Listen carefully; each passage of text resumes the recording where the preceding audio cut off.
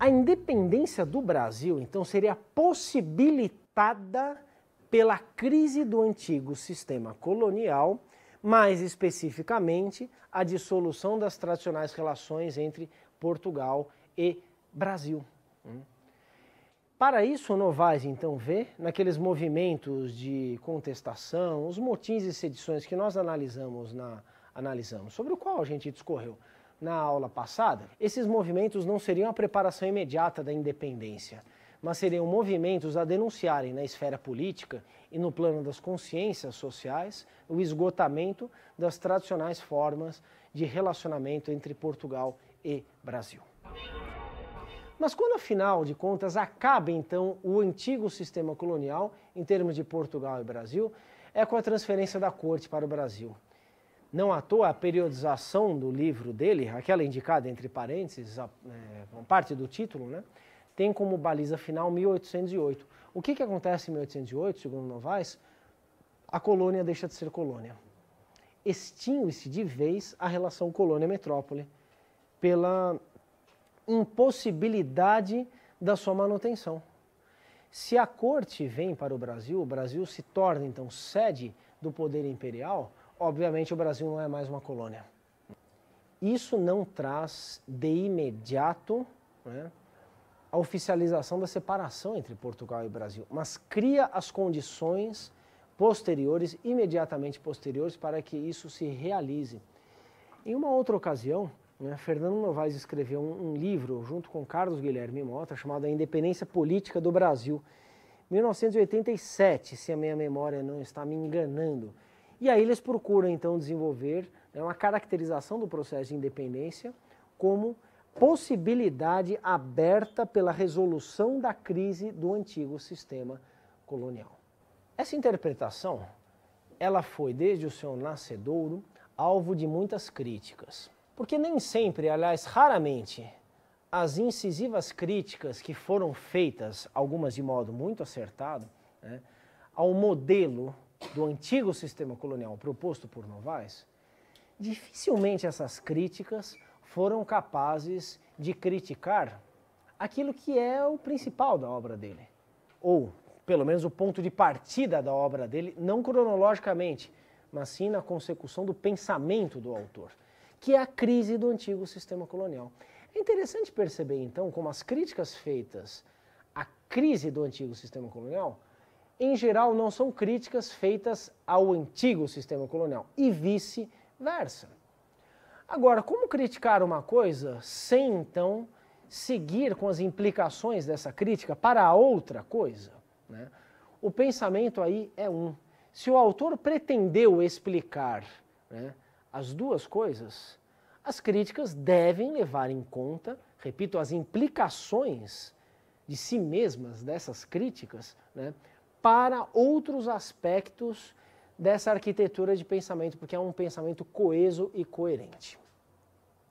Assim sendo, né, autores como, por exemplo, João Fragoso e Manolo Florentino, que foram dos mais influentes, né, dos mais capazes, então, de elaborar de modo sistemático e modelar críticas às proposições de Novaes acerca do antigo sistema colonial, né, até o momento silenciaram de maneira, enfim, incrível sobre o que Novaes pretendeu ser a crise do antigo sistema colonial. A principal obra do João Fragoso, por exemplo, Homens de Grossa Aventura, de 1992, ela revelou coisas muito importantes sobre a complexidade da economia colonial, que não eram compatíveis, essas complexidades, né, as complexidades, não eram compatíveis com uma série de pressupostos do modelo de Fernando Novaes. Em algumas coisas, então, João Fragoso tinha razão, né, tem razão.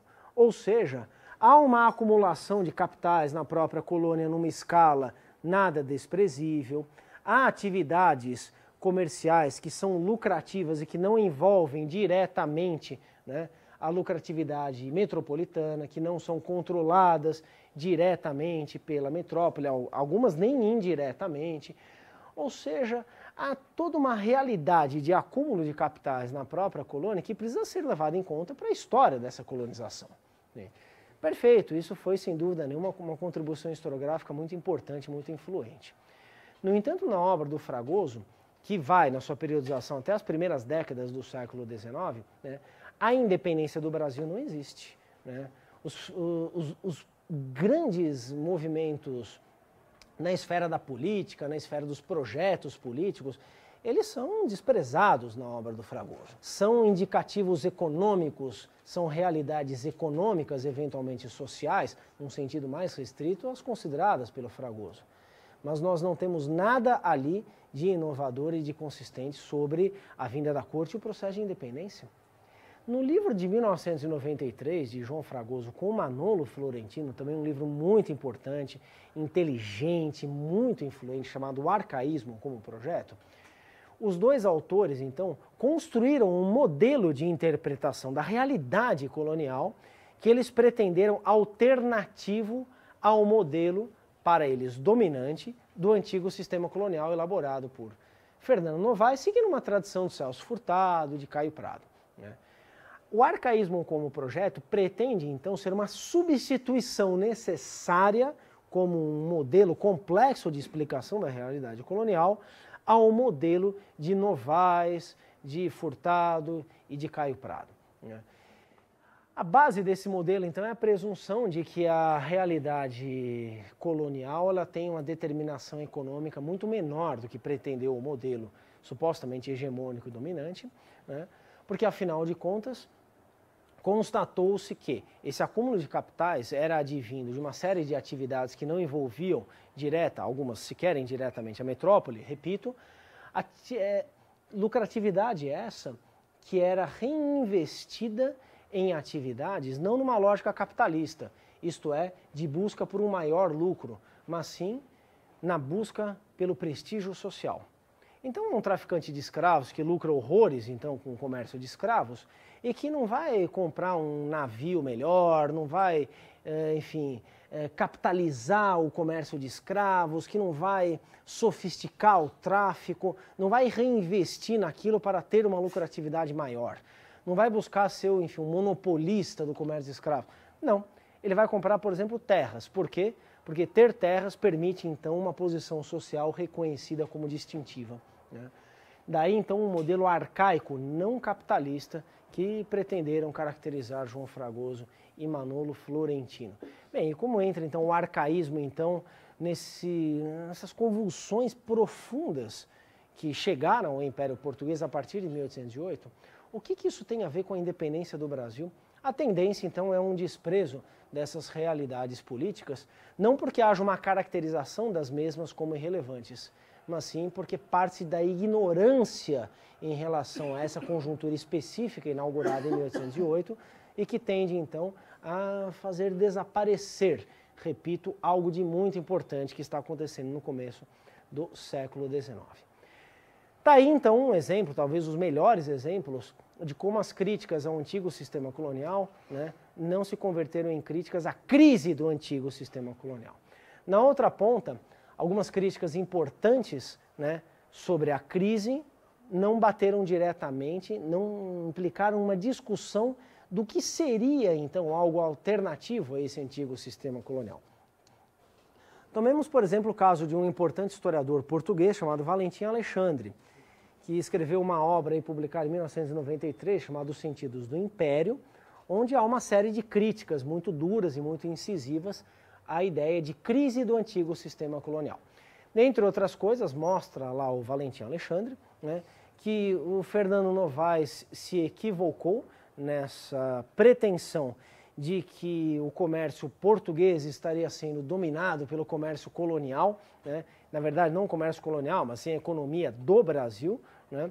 Que não haveria essa inversão de papéis em termos de escala econômica, em termos de pauta de exportações, o que foi reforçado, quer dizer, a ideia do Fernando Novaes, pelo livro do José Jobson de Andrade Arruda, O Brasil no Comércio Colonial, que quantificou lá as tabelas de comércio, né, as pautas de exportação de Portugal e do Brasil, para concluir, então, que as exportações do Brasil estavam sendo absolutamente, estavam se sobrepondo às exportações de Portugal. né? O Brasil estava se tornando economicamente mais importante do que Portugal, então, ativando essa contradição inerente ao antigo sistema colonial. Um pouco mais além foi um outro historiador português também importante, chamado Jorge Pedreira, que caracterizou então um desenvolvimento econômico, inclusive industrial, de Portugal no final do século XVIII e no começo do século XIX, a supostamente então invalidar essa ideia de decadência econômica de Portugal e de ascensão econômica do Brasil. O Jorge Pedreira então analisa ali especificamente essa economia de Portugal peninsular para mostrar a incongruência dessa explicação, né, proposta pelo Fernando Novaes, e que, enfim, não pode conceber um desenvolvimento industrial que ele verifica, que ele comprova, que ele documenta bastante bem. Mas tampouco se trata de uma obra que pretenda oferecer um modelo alternativo de interpretação das relações entre Portugal e o Brasil, né? Volto lá a Fragoso e Florentino, né, que de fato pretenderam um modelo alternativo, mas que silenciaram sobre o que poderia ou que não deveria ser a tal da crise do antigo sistema colonial. O antigo sistema colonial deixa de existir nesse modelo, né, mas nada se acrescenta em relação àquilo que Novaes pretendeu que fosse a crise desse antigo sistema colonial. Obviamente, nem todo mundo a criticar, então, os elementos interpretativos da obra do Fernando Novaes tem a obrigação de compor uma obra da mesma estatura, né, a se preocupar com os mesmos problemas que Fernando Novaes se preocupou, a se preocupar com a totalidade de fenômenos históricos que estão referidos na obra de Novaes. Cada autor, cada historiador tem os seus problemas específicos a tratar.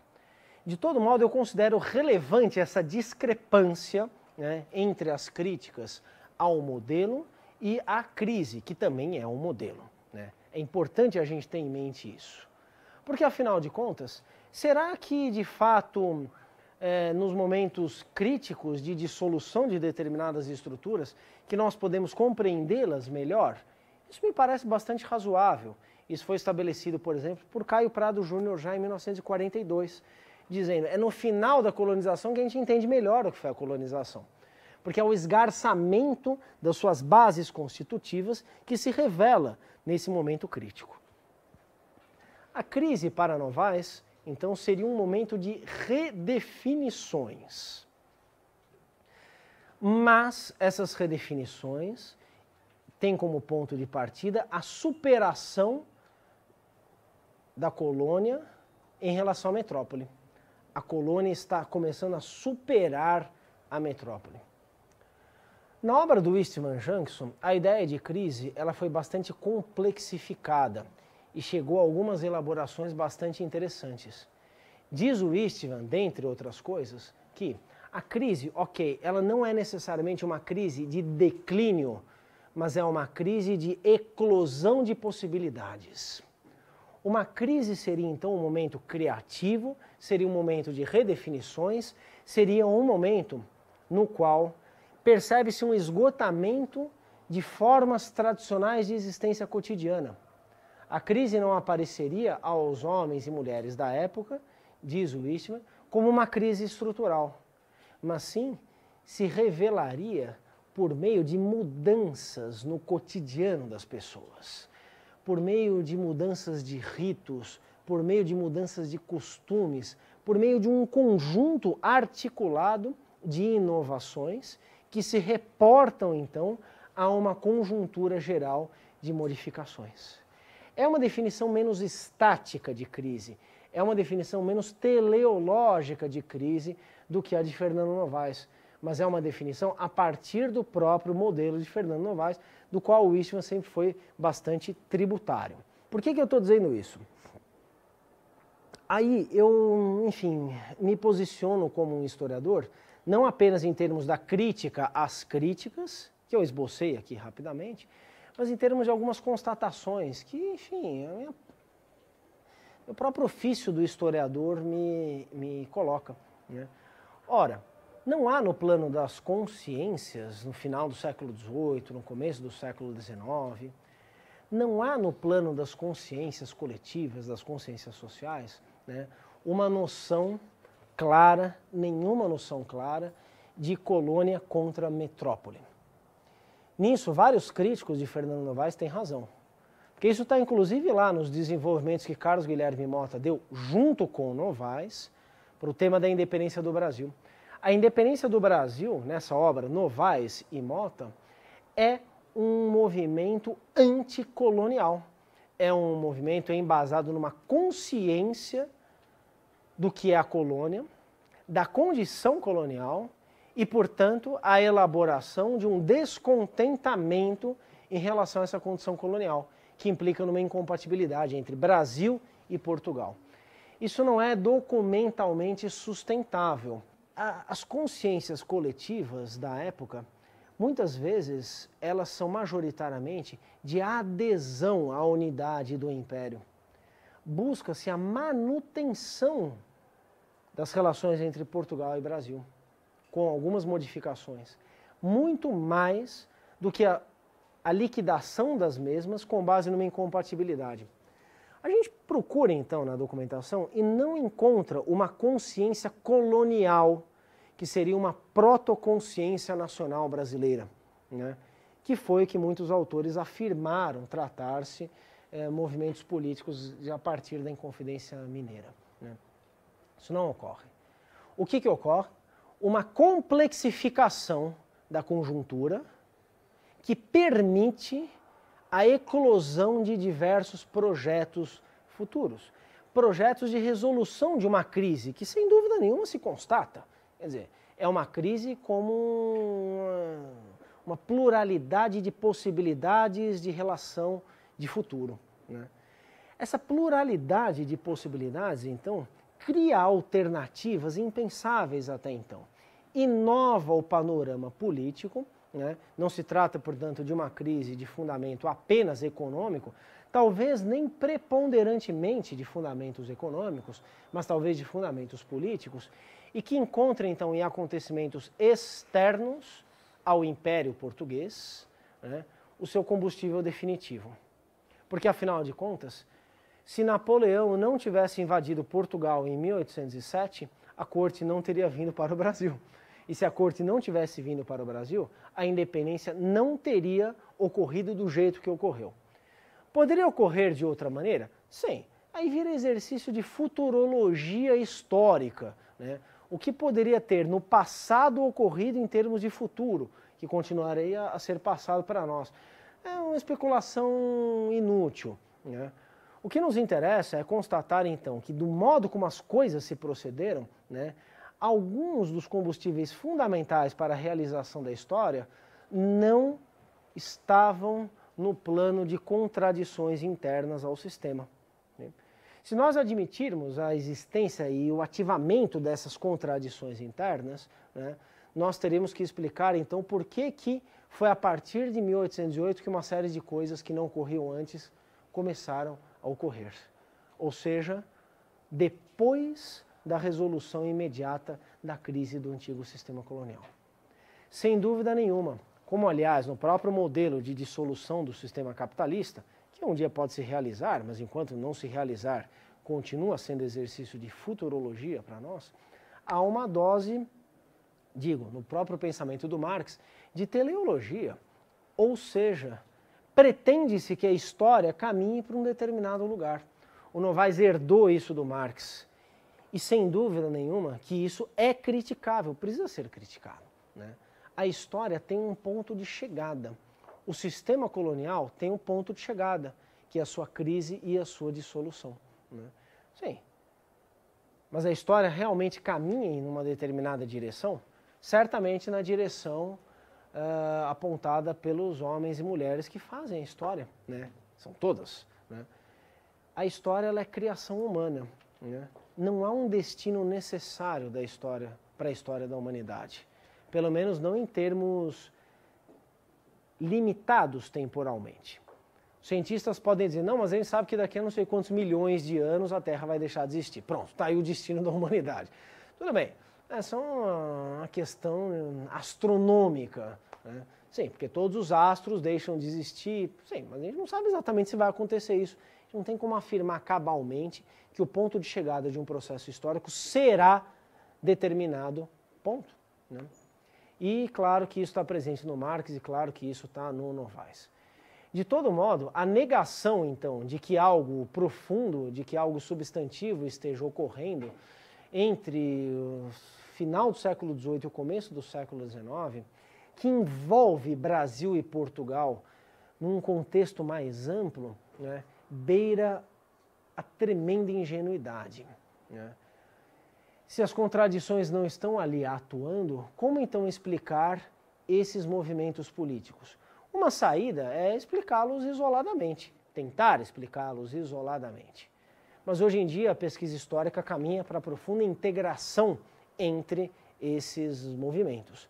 Me refiro ao que ocorre no Brasil, ao que ocorre dentro do Brasil, com o que ocorre no Caribe, com o que ocorre nas colônias inglesas, desde 1776, o que ocorre na França, 1789 em diante, o que ocorre em toda a América Espanhola, o que ocorre na própria Espanha. Sim, se tudo isso está de alguma forma ligado, sem dúvida nenhuma há uma unidade nisso daí, nós temos que entender algo dessas formações imperiais que estão entrando em colapso, algumas das quais já entraram em colapso anteriormente. Sem a compreensão disso, dificilmente entenderemos a complexidade desses movimentos revolucionários, dessa era das revoluções. Só que há uma dissociação crescente entre a historiografia desse momento e a historiografia da colonização. É incrível como uma coisa dificilmente dialoga com a outra. E aí, o que recuperar então de uma obra clássica como Novaes? O grande escopo temporal da análise. Sem dúvida nenhuma, aí a gente entende coisas que a imensa maioria das obras atualmente são incapazes de entender, são incapazes de explicar por conta da sua hipertrofia temática, espacial e temporal. Se algum de vocês se meter aí, então, pelas veredas da história da colonização portuguesa da América, né, vocês vão se deparar necessariamente em algum momento, porque isso ainda está longe de deixar de existir, com percepções maniqueístas da historiografia do tema. Né? É incrível como historiadores supostamente maduros, como historiadores com, enfim, larga experiência no ofício, né, são capazes de, em 2012, quer dizer, tantas décadas depois da publicação da obra do Novaes, mais ainda do Celso Furtado, do Caio Prado, né, com tanta água que rolou nas últimas décadas em termos de avanços, de compreensão de fenômenos, de realidades coloniais, é incrível como historiadores supostamente maduros, mas certamente experientes, são capazes de embarcar de modo tão passivo, tão ingênuo e tão pueril numa daquelas duas atitudes às quais eu me referi anteriormente. Né? Ou o absoluto desprezo pela obra e pelo modelo do Fernando Novaes como sendo completamente inútil, ultrapassado, superado, ou então a afirmação cega, fundamentalista no bom funcionamento desse modelo. Repito, e aí encerro, eu não estou aqui apregoando, né, a inteligência do meio termo, puro e simples, não é isso, né, de maneira nenhuma, mas sim a obviedade de que não existe modelo perfeito, assim como os modelos são absolutamente imprescindíveis para a compreensão de realidades históricas numa escala ampla. Caso contrário, estaremos fadados à simples descrição de realidades, o que impossibilita a compreensão. Porque a descrição, ela é passo necessário para a compreensão, mas a compreensão, ela não é decorrência natural da descrição. Essa pura e simples descrição, que então implica uma recusa da teoria da história, que recusa, melhor dizendo, que implica a recusa, melhor dizendo, das implicações teóricas da compreensão da história, da necessidade da recorrência a modelos, a propostas teóricas para a compreensão da história, isso é a morte do pensamento. Mas a adesão pura e simples, então, a um modelo historiográfico, seja ele antigo ou moderno, seja ele proposto por Novaes, Caio Prado, Celso Furtado, Marx, Fragoso e Florentino, ou quem quer que seja, né, estará condenada ao mesmo fracasso. Vocês têm que ter isso em mente, porque a gente constrói as nossas formas de pensar a história, forjando as nossas interpretações com base naquilo que foi feito anteriormente, mas jamais repetindo tal qual o que foi feito anteriormente. Existem igrejas do antigo sistema colonial, existem igrejas do arcaísmo como projeto, e existem, enfim, jovens historiadores que embarcam nesse embrutecimento intelectual, né?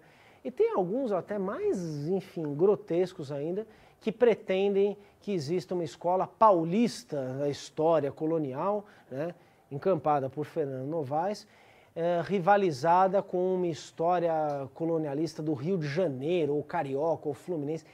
Isso é absolutamente tosco, isso é de uma mediocridade completa, de uma indigência intelectual absoluta. Vocês podem vir a topar com esse tipo de maniqueísmo lá na frente.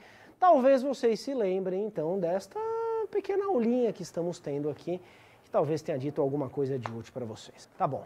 Pessoal, leiam o livro do Novaes inteiro, tudo bem? Moralmente, vocês deveriam ter o diploma interditado lá no final, caso não tivessem lido o Novaes inteiro. Tudo bem? Valeu!